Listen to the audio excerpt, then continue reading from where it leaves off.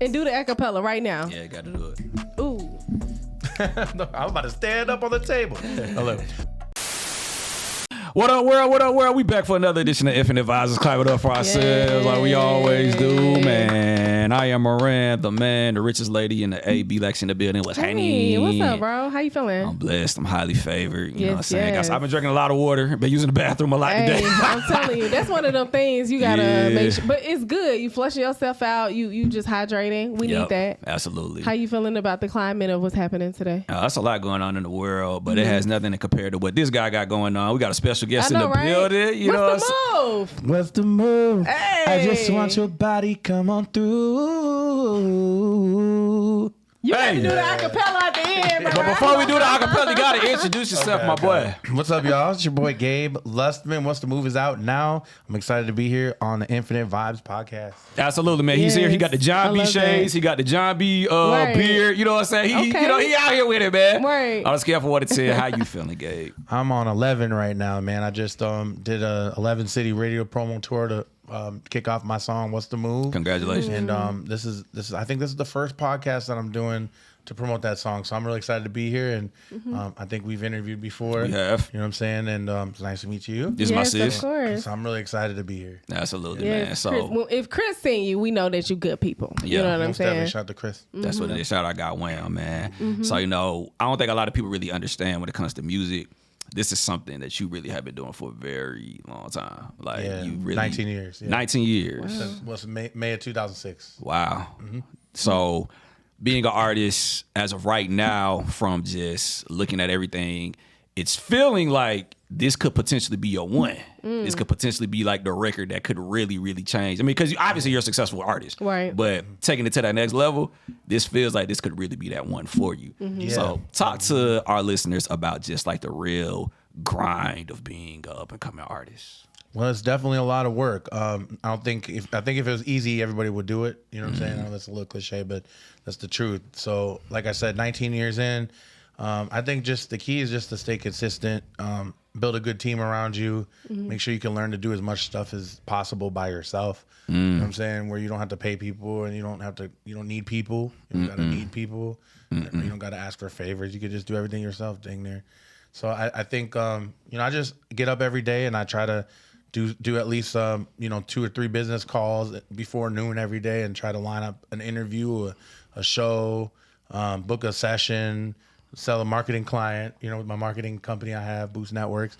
I try to do that and then just get on a schedule and just whether I hit the gym or sometimes I fall off and I go to Popeyes, you know what I'm saying? We all do. It's all good. And then and then get in the studio and just work and then push my socials and stuff because social media is huge. So it's pretty much just find a routine and treat it like a job and it'll pay you like a career, That part. I'm glad you brought that up because, what's the difference between when you was pushing music in 06 versus you pushing music in 2025?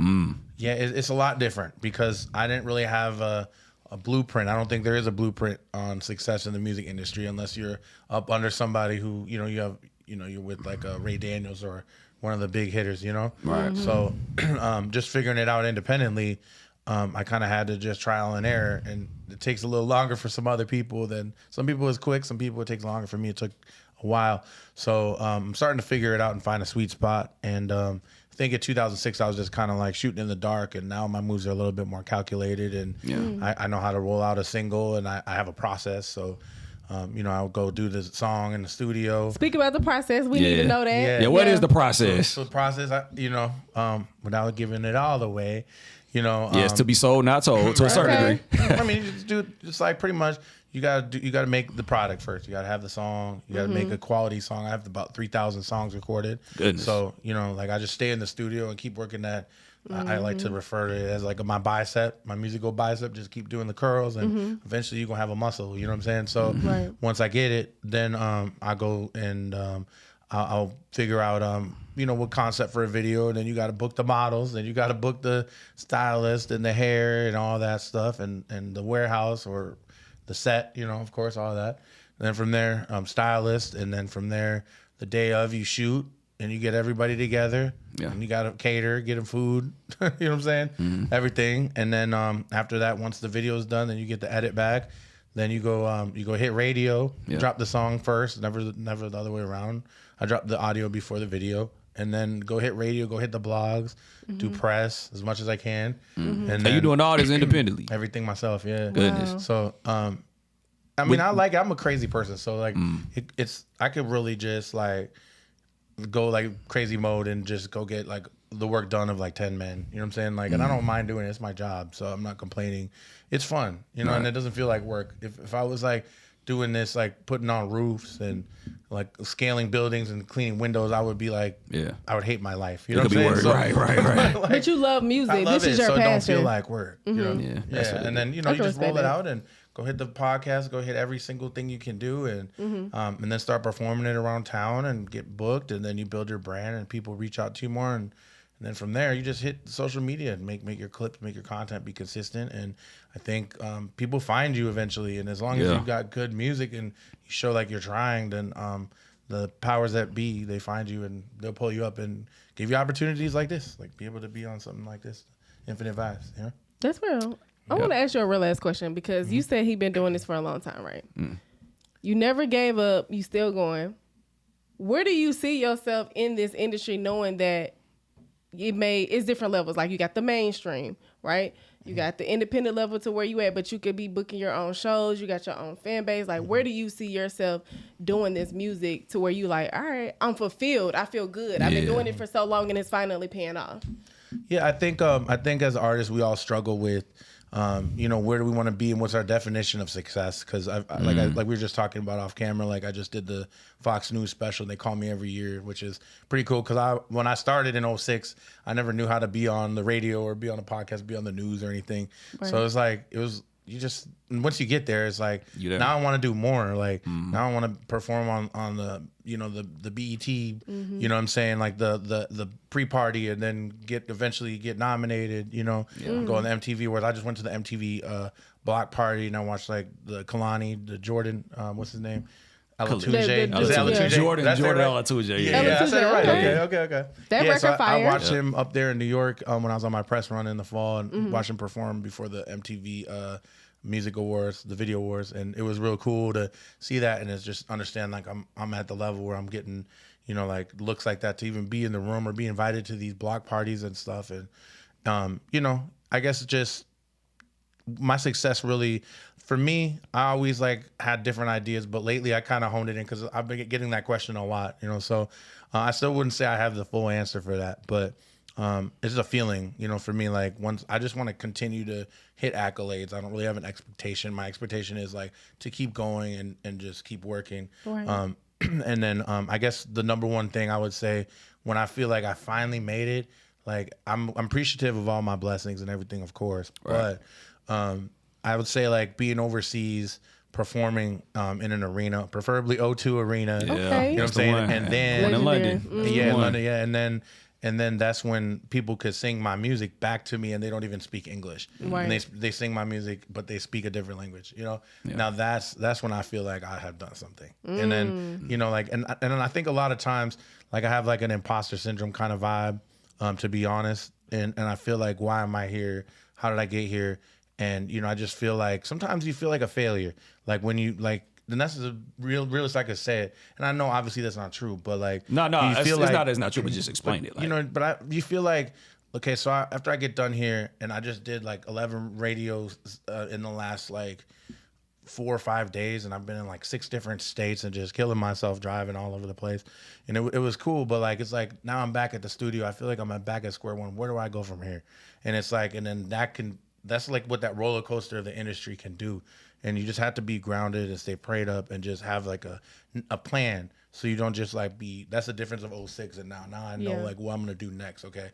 Keep doing the press. Now we're going to, and I'm part of a organization that is campus activities and they book colleges and stuff. So I'm working with them heavy and doing another convention to meet all the college delegates and set up a college tour. Mm-hmm. You know what I'm saying? And then from there, summer, we're doing a lot more visuals. I'm going back to Puerto Rico to shoot a video and stuff like that. So like I have stuff to look forward to and I try to keep the schedule full so I don't feel like that.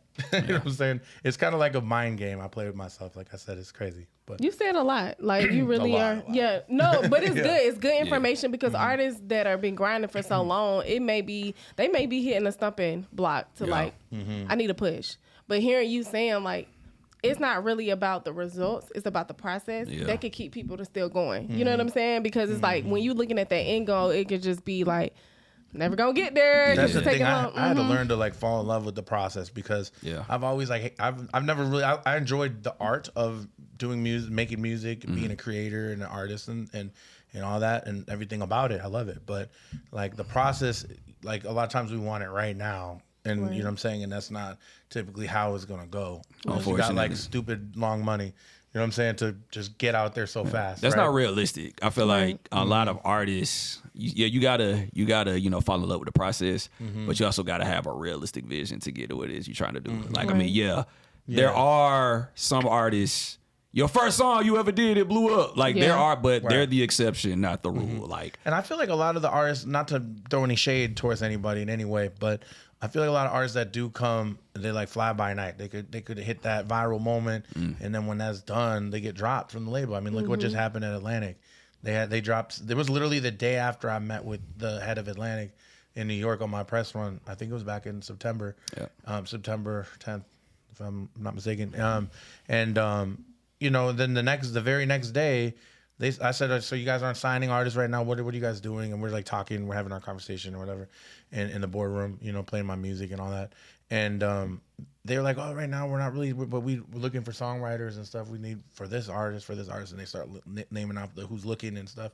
And I was like, okay, I got some records for y'all for sure, you know. So we've been working and stuff, writing camps and such and all that. But then the next day they dropped 70 artists, and it's like all over Instagram, and I'm like, I was just there yesterday. Damn. And then it was like, that's a big number though. 70? That is a lot. That's a big number. And then a lot of them, like as time has gone on, I think that was almost 6 months ago now. So like as time has gone on, we've seen that, you know, just through the blogs, because like one of my homegirls that interviewed me when I had that spider bite on the news, she works for Fox, Mary Smith. She told me she said a lot of times the blogs will get it before we do. You know what I'm saying? Like because you got like ATL Scoops and stuff like that, and Las Vegas Scoop and all that. Whatever Scoops in every city. So like it's a scoop in every city. Is there a scoop in every city? I don't know. It might be. You know, right? But they get it first, so I guess, you know, whatever. But I seen that a lot of it came out on the blogs and stuff that a lot of those people that got dropped were not like Kalani's or Honey Babies and the artists that are with them, like the great art. You know, not saying anything, but it was like a lot of influencer artists type thing. Because I found out that they actually had not Atlantic in particular, but just I heard like a lot of labels were like take an artist that's like viral for the moment and throw a song on them, and they don't even do music, right? Just because they had the analytics to be able to sell something, right? And it's like, that's crazy because you got people like me who've been out here forever trying to make it. And then, you know, it's crazy how it works. Yeah. But that's just a testament to keep working, and it makes me want to work harder. So that's it, you know. I love that. That's what it is, man. But yeah, man, so you got a lot of cool stuff to look forward to, man. Yeah, man. God willing, man. You know, it's God's plan. I'm just working, man. I'm the vessel, so I'm just doing what I'm supposed to do, like the little things, and then, you know, hopefully my time is coming soon. You know? I got two things I want to say. One thing I want to say is you being from Louisiana, right? That's where you was born and raised. I was born there and I only stayed for 2 years because I was adopted. So my dad was in the Navy, moved around. So I really grew up in Minneapolis, but yeah. Okay, because I wanted to know how you were able to adapt or even get inspired to do a sexy drill record. Yeah. Okay. Well, the thing with that is, so I went to New York and I actually had recorded it like right before I went there, and I was really excited to go up there. Not only for the press run and meeting the labels and having my Times Square billboard and go to Sirius and Breakfast Club and all that, you know, that was amazing. It was magical, man, because it was my first time there. That's what's up. So it was like, what a way to go up there, you know. But besides the dollar slice in Times Square, which was amazing, you know, I had to do it. I got to meet some of the sexy drill artists. There's like Cash Cobain's, there's Selly Paper, there's like a lot of the like Wolfie, I think, you know, and I got to watch some of them perform and actually go to these like intimate parties. I think we were at a studio that Tupac actually got shot at. It was like right there in Manhattan. What? I think it was. It just has like Quantum, numbers. Yeah, that quad. Yeah, and then they had like a private party upstairs, and I got to watch a lot of the like that's the crazy. native artists. Right. That's what that studio's known for. That should have been a museum. It was a beautiful studio. You know what I'm saying? Yeah. So, in respect, It's legendary. Respect, yeah. Respect. I don't mean it in any way. No, it's all good. But you know, just saying, it was cool to like be up there and just watch the artists. Like it's like if you the first time you see it's like the first time you see Rich Homie Quan, or you see Kwani Cash, or you see Young Thug, or you see like Shawty Low. You know what I'm saying? Rest in peace. Like you see them perform for the first time, and you're in Atlanta, and it's a vibe. Yeah. And it just gives you like the whole feel of the city, and like to watch them do that in New York, and perform, and it was just like a room, maybe just a little bit bigger than this, and you know it was the rooftop, like kind of they had like a lounge or whatever up there with a little bar and stuff, and I got to watch them perform, and I seen like how they dance and how they do the foot thing, they do the move and stuff, and it was like really cool and inspiring. So when I perform the song, I perform it in a different way now because I was like influenced by that, and I thought it was cool. That's what's and up. I just wanted to, with that song, I wanted to try something different. And there's a guy by the name of Kavan, that Juice, my mentor, actually he put me with him in the studio, and he was already on that wave because that's what he likes to listen to. So he's like, let's try this, and I was like, okay, cool, let's do it. And I'm just keep an open mind in the studio. And then I was like, this is different than what I do, but I'm gonna go ahead and do it. And then it turned out to be one of my favorite records that I've done. You did your thing. I would have never known it was just like an influence thing. Like Absolutely. I thought you was from New York, so you did a great job with embodying it. Sometimes Yeah. I get Miami and New York. I think it's the chain and the glasses or something. Maybe. I don't know. Right. And before we wrap up, in honor of Women's History Month, can you just shout out a woman that you appreciate and you would like to honor in this moment? I would like to shout out my sister, Nubia. I love you. If you're watching right now, I'm going to be spamming you with this link anyways. So I'll be dropping all my stuff on Facebook. Yeah. Shout out to sis. Shout out to my sis. And she's always there for me when I need her. Like, it's been a grind over the years. So whether it's like she sent me money when I needed money, it'd be like, she there to talk to me when I'm like down and venting and stuff. And just to encourage me. I love you and I appreciate you. Yay. Shout out to her. Shout out to sis, man. Yeah. Well, hey, great words, man. So in closing, just talk to the people, leave off with some positive words of affirmation, man. Cool. All right. Well, I just want to say to anybody who's on the grind, working on their music, just keep working, keep your head up. I know it could be hard at times, but just keep an end goal in mind. Keep God first. Keep good people around you, and work every day at your craft. Try to be the best you can, and just focus on yourself. Don't focus on competing with nobody else. Just try to be the best you can, and then last but not least, don't forget to follow me on Instagram. Hey. And this Gabe Lustman, GabeLustman, and stream my new single, What's the Move?